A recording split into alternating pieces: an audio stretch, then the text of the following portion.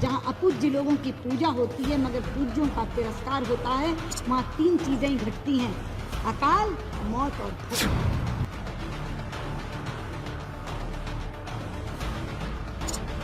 नमस्कार, मैं हूं आपके साथ सायम परवीन और आप देख रहे हैं जनता की आवाज। दोस्तों, भारत और चीन की सीमा से सटे उत्तराखंड के जिले चमोली का आपदाग्रस्त शहर जोशीमठ इन दिनों सुर्खियों में बना हुआ है।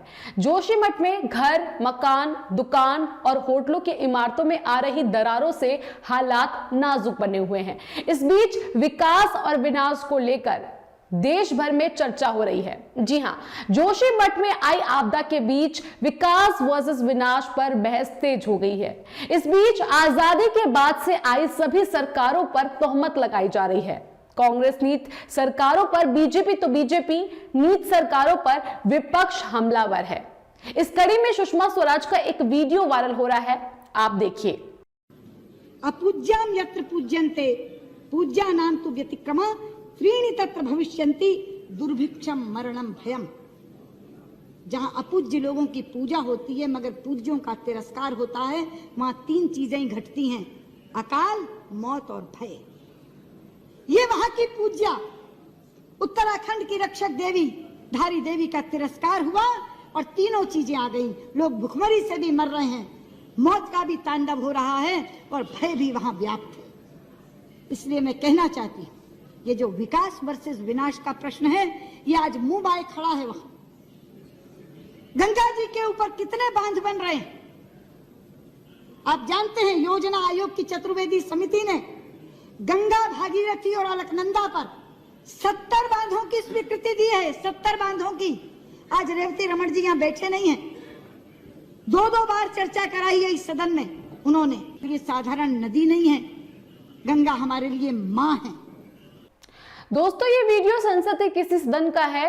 इस वीडियो में सुषमा स्वराज पहाड़ों पर चल रहे विकास कार्यों को विध्वंस का कारण बता रही है। जाहिर है कि वो उस समय विपक्ष में थी। विपक्ष में रहते हुए कहना आसान होता है, सत्ता में आने के बाद विकास का नशा हावी हो जाता है, जैसा कि बीजेपी सरकार आज कर रही है।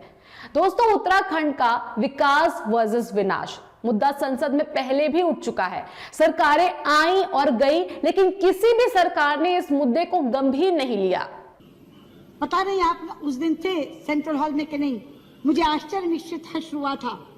इतना हर्षित हुआ था मन, जापान के प्रधानमंत्री ने केंद्रीय कक्ष में संसद के दोनों सदनों के सांसदों को संबोधित करते हुए जब गंगा जी का नाम लिया था तो गंगा मैया कहा था। वो लोग हमारी भावना की कद्र करते हैं, वो हमारी आस्था की कद्र करते हैं। वो गंगा जी को गंगा मैया कहकर संबोधित करते हैं और हमारे लोग गंगा मैया को सुरंग में डालने की योजना बना रहे हैं। गंगा जी की धारा अविरल बहे, गंगा जी की धारा निर्मल बहे, इसके लिए हम लोग प्रयास में लगे हुए हैं। लेकिन गंगा जी को जो लोग सुरंग में डालना चाह रहे हैं, उस उत्तराखंड के लोगों को इस तरह की आपदाएं सहनी पड़ रही हैं, जिसका शिकार पूरे का पूरा देश बनता है। मैं यहाँ से मांग करती हूँ, गंगा मैया पर बनने वाले सारे बांधों को निरस्त करिए। जितना मर्जी पैसा, उस पैसा आपके राहत और पुनर्वास पे खर्च होने वाला है, वो उससे कहीं कम होगा।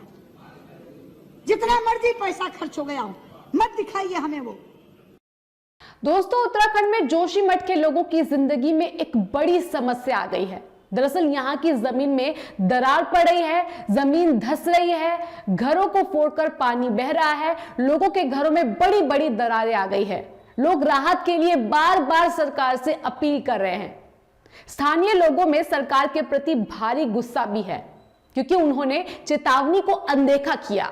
बार बार कहने के बाद भी सरकार चेतावनी को अनदेखा करती रही, जिसका खामियाजा आज जोशीमठ के लोग उठा रहे हैं।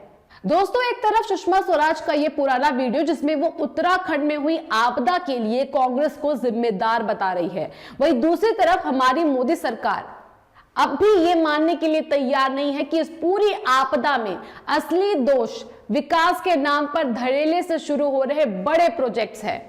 अपनी आंखों के सामने विकास के नाम पर हुए विनाश को देखकर भी उत्तराखंड के सीएम पुष्कर सिंह धामी का यही कहना है कि ज्यादा कुछ नहीं हुआ, लोग अफवाहें फैला रहे हैं। आप उनका ये वीडियो देखिए। जितना आपदा के कारण से नुकसान हुआ है या जो भी घटित हुआ है, वो हो चुका है और आगे हम भगवान से प्रार्थना करते हैं वो ठीक हो जाए। इसके बाद चूँकि ओली में एक बड़ा विंटर का गेम भी यहाँ पर होने वाला है अंतर्राष्ट्रीय स्तर का अगले माह फरवरी में, और कुछ समय बाद हमारी 4 धाम यात्रा भी शुरू होने वाली है। इसलिए इस प्रकार का जो वातावरण एक बहुत ज़्यादा ये बनाया जा रहा है कि पूरा उत्तराखंड खतरे में आ गया है, तो मैं समझता हूँ ये ठीक नहीं है। हाँ, ये ज़रूर है कि विकास जो बहुत तेज़ गति से हो रहा है, जिसके बारे में लोगों ने यहाँ बताया भी है, आप सब लोग भी देख रहे हैं, मीडिया के बंधु भी देख रहे हैं, उस पर थोड़ा हम ये कोशिश करेंगे आगे से कि जो इकोलॉजी और इकोनॉमी दोनों का संतुलन बना रहे, और जो तेज़ गति से हो रहा है उसको थोड़ा कम किया जाए। और मैं पहले भी कह चुका हूँ कि हमारे जितने भी शहर हैं, आज जोशीमठ की बात आई है, जोशीमठ के साथ साथ उत्तराखंड के जितने शहर हैं उनकी धारण क्षमता का भी हम आकलन करवाएंगे कि उनकी धारण क्षमता कितनी है। अगर उस क्षमता से ज़्यादा अगर कहीं पर निर्माण हो गया है तो उसको हम तत्काल रोकेंगे, उसको धीमा करेंगे। दोस्तों, जोशीमठ के लोगों के पल पल टूटते हौसले को बढ़ाने और उनकी आंखों में छलकते आंसुओं को पोंछने की बजाय राज्य के मुख्यमंत्री को इस वक्त पर्यटन की चिंता सता रही है। उनके बयान में लोगों का दर्द नहीं बल्कि सरकार का दर्द नजर आ रहा है। हालांकि ये सिर्फ इस सरकार का दर्द नहीं है, बल्कि ये दर्द पिछली तमाम सरकारों का है जिन्होंने पर्यावरण और लोगों की चिंता को दरकिनार कर विकास के नाम पर जमकर कमाई की है। दोस्तों, भले ही पूरे देश के लिए जोशीमठ में आई आपदा नहीं है, लेकिन इसे लेकर आवाजें काफी सालों से उठती रही हैं। बस फर्क ये रहा कि पहाड़ों से उठती आवाजें वहीं दबकर रह गई।